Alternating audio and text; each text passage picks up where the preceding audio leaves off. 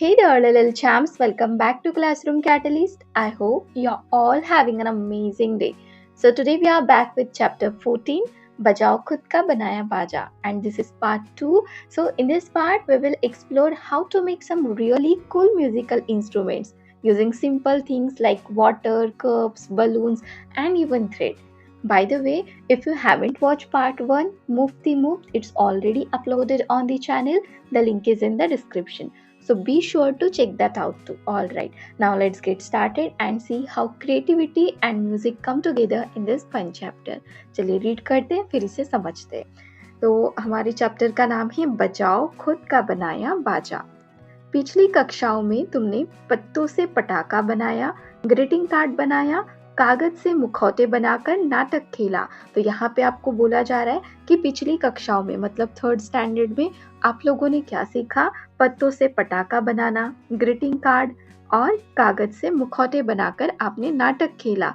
अब यहाँ पे बोला है आओ इस बार हम बाजे बनाए और तरह तरह की आवाजों का मजा ले. तो बाजे बनाते हैं और आवाजों का मजा लेते. तो सबसे पहले हम देखने वाले हैं जल तरंग.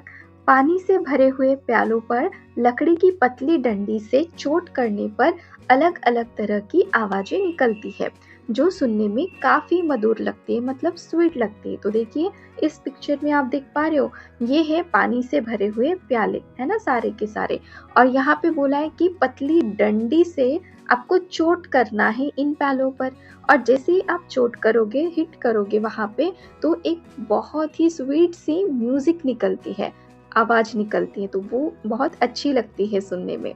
फिर आगे बोला है जल तरंग का मजा लेने के लिए 4 या 6 चीनी मिट्टी के अलग अलग आकार के प्याले लो. क्या करना है आपको? इसका मजा लेना है ना जल तरंग का, तो आपको क्या करना है? 4 या फिर 6 चीनी मिट्टी के अलग अलग आकार के प्याले आप ले सकते हैं. अब उनमें पानी भरकर उन्हें एक क्रम में रखो. उनमें पानी भर देना है और एक क्रम में आपको रख देना है. इन जल से भरे प्यालों पर लकड़ी की डंडी से चोट करो. सुनाई दी ना मधुर मधुर आवाजें? अब अंदाजा लगाओ कि इस बाजे का नाम जल तरंग क्यों पड़ा. देखिए जैसे कि हमने पिक्चर में देखा, तो ये चीनी मिट्टी के बने हुए ऐसे कुछ प्याले आपको लेने हैं. इनमें आपको पानी भर देना है और एक पतली लकड़ी से क्या करोगे? चोट करोगे सभी प्यालों पर, तो इनमें से आवाज निकलती. तो इसे कहा गया है जल तरंग. चलिए नेक्स्ट देखते हैं नगाड़ा. नगाड़ा तो खूब बड़ा होता है, पर हम एक छोटा सा नगाड़ा बनाएंगे. वैसे अगर बात की जाए नगाड़ा की, तो ये एक्चुअली बहुत बड़ा होता है, लेकिन यहाँ पे हम एक छोटा सा नगाड़ा बनाएंगे. इसके लिए नारियल का खोल चाहिए, ठीक है, एक बड़ा गुब्बारा और धागा ले लो. अब नारियल के मुंह पर गुब्बारे खींचकर धागे से बांध दो. देखिए नारियल का खोल है हमारे पास, है ना, और एक बड़ा गुब्बारा और धागा है. अब क्या करना है? जो नारियल का मुंह है उस पर गुब्बारा खींचना है और खींचकर धागे से बांध देना है. लो बन गया नगाड़ा. अब एक पतली लकड़ी के सिरे पर कपड़ा लपेटकर छोटी सी घुंडी बनाओ. एक पतली सी लकड़ी लेना है, ठीक है, और लकड़ी लेकर उस लकड़ी के सिरे पर मतलब ऊपर वाले पार्ट पर कपड़ा लपेटना है. आपको कपड़ा लपेट देना है यहाँ पे इस तरीके से, ठीक है, और ये होती है घुंडी. आपको घुंडी बनानी है. इस लकड़ी से बंधे हुए गुब्बारे पर चोट करो. अब क्योंकि कपड़ा लगा है ना, तो गुब्बारे को कुछ नहीं होगा. अब आपको क्या करना है? गुब्बारे पर चोट करना है. क्या हुआ? नारियल की जगह टीन का डिब्बा, मिट्टी का कुल्हड़ भी ले सकते हो. इसी तरह गुब्बारे की जगह पन्नी का इस्तेमाल कर सकते हो. तो क्या होगा जब आप ऐसे चोट करोगे गुब्बारे पर? आवाज आएगी, है ना, एक अलग ही म्यूजिक सुनाई देगी. तो नारियल की जगह आप टीन का डिब्बा भी ले सकते हैं, मिट्टी का कुल्हड़ भी ले सकते हैं, और गुब्बारे की जगह पर आप पन्नी का इस्तेमाल भी कर सकते हैं. चीज़ों के बदलाव से आवाजें भी अलग अलग तरह की निकलेगी. जब आप चीज़ें चेंज करोगे ना, नारियल की जगह टीन का डिब्बा, मिट्टी का कुल्हड़ और गुब्बारे की जगह पन्नी रखोगे, तो आवाजें भी आपको अलग अलग सुनाई देगी. ठीक हो गया. चलिए नेक्स्ट देखते हैं धागे का बाजा. धागे से बाजा बनाने के लिए तुम पहले पतले धागे का एक टुकड़ा लो. धागे से बाजा बनाना है तो सबसे पहले हमें क्या करना है? पतले धागे का एक टुकड़ा लेना है. इसके एक सिरे को अपने एक हाथ की उंगली में लपेटकर उसे अपने एक कान से सटाओ. देखो ये जैसे ये पिक्चर में हो रहा है ना, ये दिखाया है. इसने क्या किया? अपनी एक हाथ की उंगली को टाई करके रखा है और दूसरा कहाँ लेकर गया, अपने कान के पास। देखिए ये काम कैसे करता है।